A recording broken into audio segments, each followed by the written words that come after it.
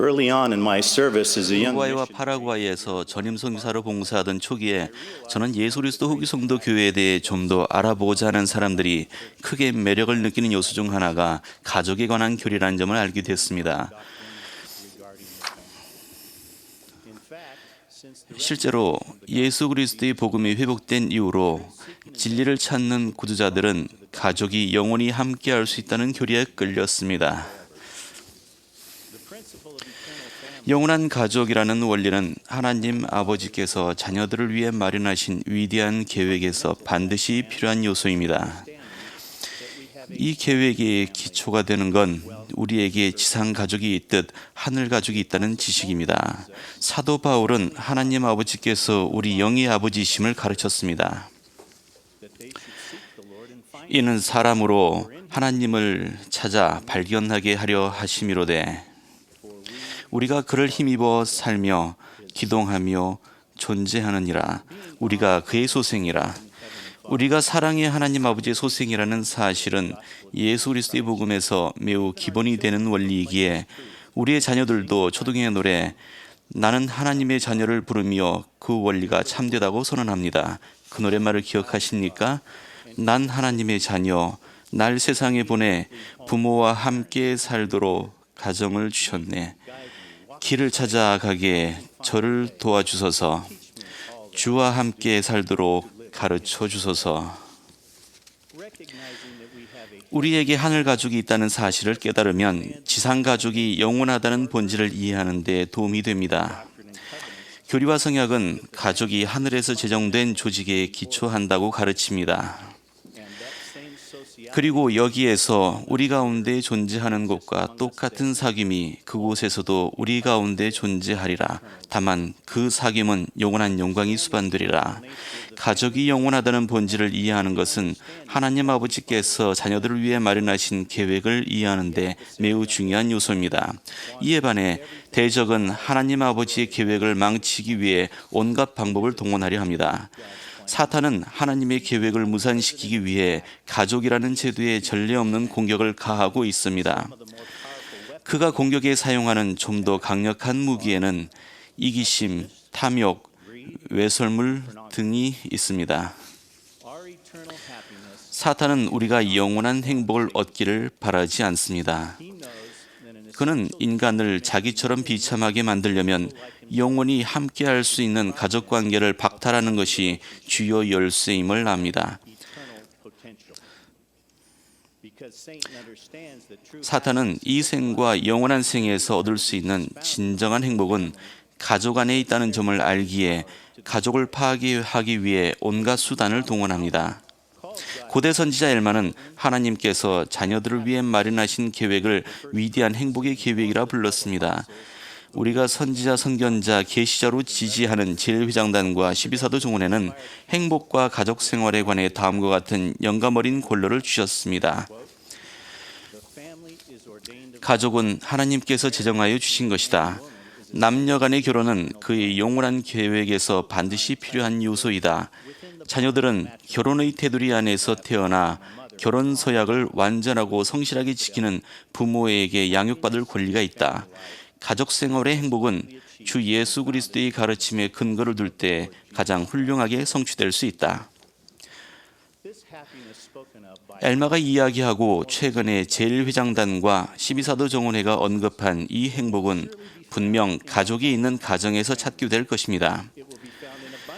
그리스도를 중심에 둔 가정을 세우기 위해 최선을 다한다면 그러한 행복을 풍족하게 누리게 될 겁니다. 아내와 저는 결혼 초기에 그리스도를 중심에 둔 가정을 세우기 시작하면서 중요한 원리 몇 가지를 배웠습니다. 우리는 교회 지도자들의 권고를 따르는 일부터 시작했습니다. 자녀들을 모아 매주 가정의 밤을 하고 매일 기도와 경전 공부를 했습니다. 항상 쉽고 편하고 성공적인 건 아니었지만 시간이 흐르면서 이 간단한 일들은 가족의 소중한 전통이 되었습니다. 우리는 아이들이 주말이 되면 가정의 밤 공과에 대해 완전히 기억하지는 못하더라도 우리가 가정의 밤을 했다는 점은 기억하게 된다는 사실을 배웠습니다.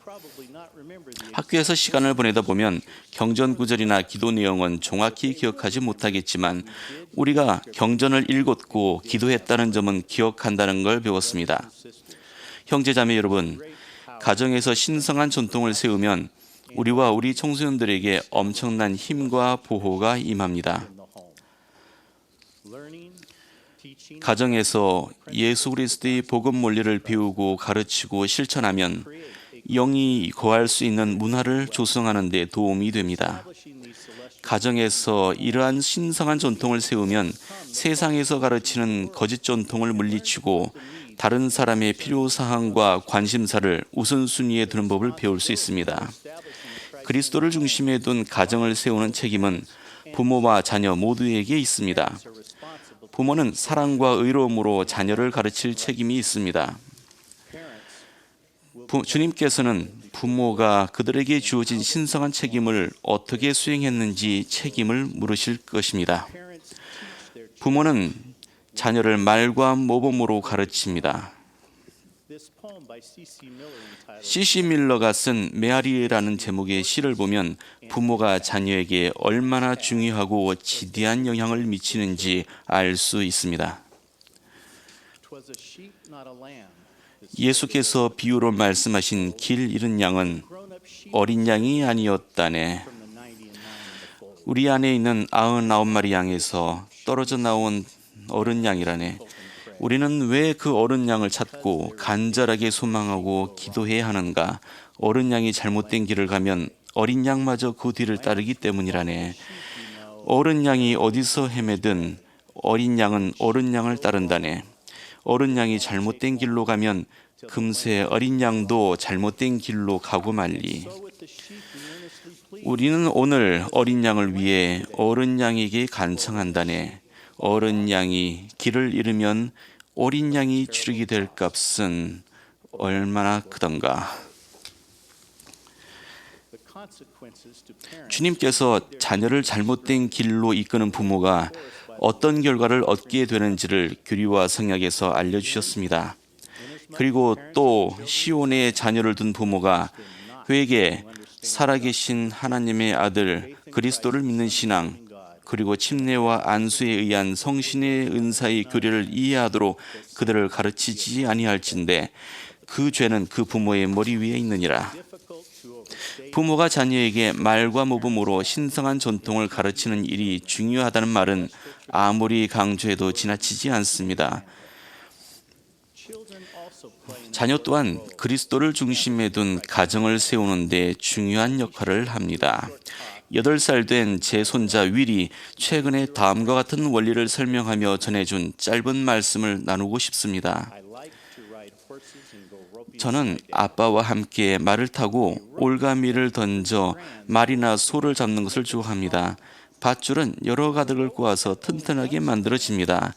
밧줄이 한 가닥으로만 되어 있으면 제대로 쓸 수가 없습니다. 하지만 여러 가닥으로 엮여 있기 때문에 튼튼한 밧줄이 되고 여러 곳에 쓸 수 있습니다. 가족은 밧줄과 같습니다. 한 사람만 열심히 일하고 옳은 일을 한다면 가족은 모든 사람이 서로 도우려고 노력할 때만큼 강할 수 없어요. 저는 옳은 일을 하는 것이 바로 가족을 돕는 것임을 압니다. 여동생 이사벨에게 상냥하게 대하면 우리 둘 다 재미있는 시간을 보낼 수 있고 엄마 아빠도 행복해 하십니다. 엄마가 어떤 일을 하실 때에는 제가 남동생 조이와 놀아주는 것이 엄마를 도와드리는 거예요. 제 방을 항상 깨끗하게 정리하고 기회가 있을 때마다 상냥하게 돕는 것이 가족을 도와주는 겁니다. 저는 맞이이니까 훌륭한 모범을 보이는 것이 중요하다는 것을 압니다. 저는 옳은 일을 선택하고 계명을 지키기 위해 최선을 다할 수 있어요. 저는 가족이 튼튼한 밧줄처럼 강해지도록 아이들이 도울 수 있다는 것을 압니다. 모든 사람이 최선을 다하고 함께 일하면 가족은 행복하고 강해질 수 있어요. 부모가 가족을 사랑과 의로움으로 다스리고 자녀에게 예수 그리스도의 복음을 말과 모범으로 가르치며 자녀가 부모에게서 원리를 배우고 실천함으로써 부모를 사랑하고 지지한다면 그리스도를 중심에 둔 가정이 세워질 것입니다. 형제자매 여러분, 우리는 예수 그리스도 후기 성도 교회 회원으로서 가족이 영원하다는 본질을 알며 또한 믿습니다.